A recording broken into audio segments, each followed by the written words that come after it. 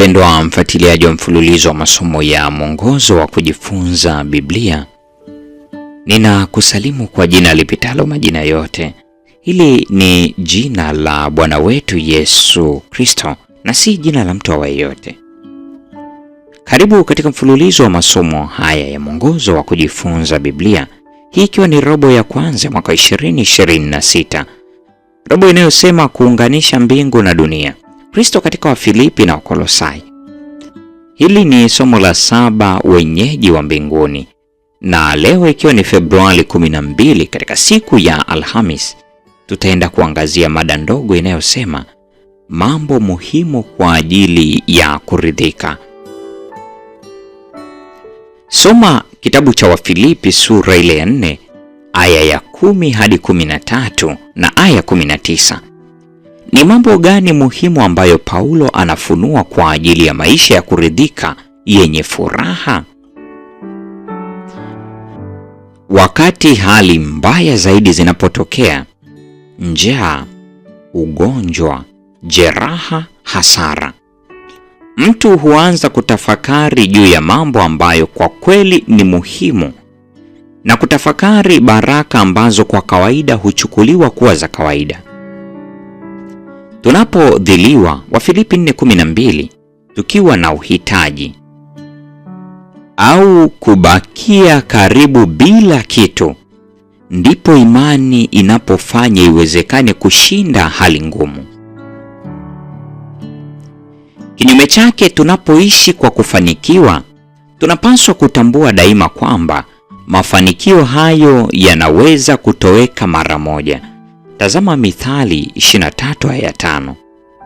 Kama vile Ayubu na Paulo wanavyotukumbusha, hatukuja na kitu duniani tulipozaliwa na hatutakwenda kaburini na kitu chochote. Ayubu 1:21. Timotheo wa kwanza 6 aya 7. Ona ahadi zifuatazo za Biblia. Ahadi ya kwanza, Zaburi 23 aya ya kwanza. Bwana ndiye mchungaji wangu, sitapungukiwa na kitu. Ahadi ya pili, Mathayo 6 aya 32.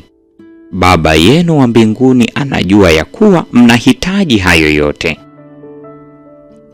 Ahadi ya tatu, Petro wa kwanza sura ile ya 5 aya 7. Huku mkimtwika yeye fadhaa zenu zote, kwa maana yeye hujishughulisha sana kwa mambo yenu. Ahadi ya 4, Wafilipi 4 aya 19. Na Mungu wangu atawajazeni kila mnachokihitaji kwa kadiri ya utajiri wake katika utukufu ndani ya Kristo Yesu.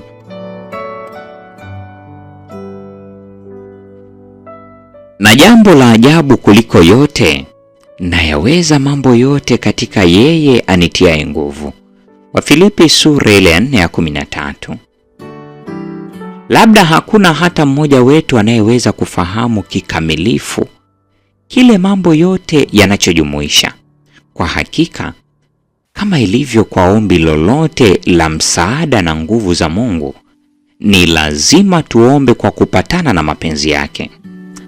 Lakini mara nyingi hata hatuombi mambo tunayojua yanapatana na mapenzi yake. Ndiyo maana Yakobo 4:2 inasema, hamna kitu kwa kuwa hamuombi. Hapa kuna baadhi ya mambo tunayoweza kuomba kwa uhakika, kwa sababu tunajua yanapatana na mapenzi ya Mungu. Jambo la kwanza, wokovu kwa mpendwa au rafiki.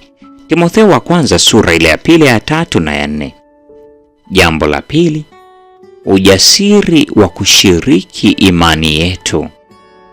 Ufunuo wa Yohana sura ya 22 ya 17. Jambo la tatu, msamaha tunapoungama na kuacha dhambi. Waraka wa kwanza wa Yohana sura ya 1 aya 9. Jambo la 4, nguvu za kutii amri za Mungu. Waraka kwa Waebrania sura ya 13 aya 20 na 21. Jambo la 5, kuwapenda wale wanaotuchukia na kututendea vibaya. Mathayo 5 aya ya 44. Jambo la 6, hekima kwa ajili ya hali zenye changamoto. Yakobo 1 aya 5. Na jambo la 7, kuelewa ukweli katika neno la Mungu. Yohana 8 aya ya 32. Unashughulikaje na mambo uliyoyaombea ambayo bado hayajatimia au yumkini yanaweza yasitimie? Hii ni Februari 12, siku ya Alhamis.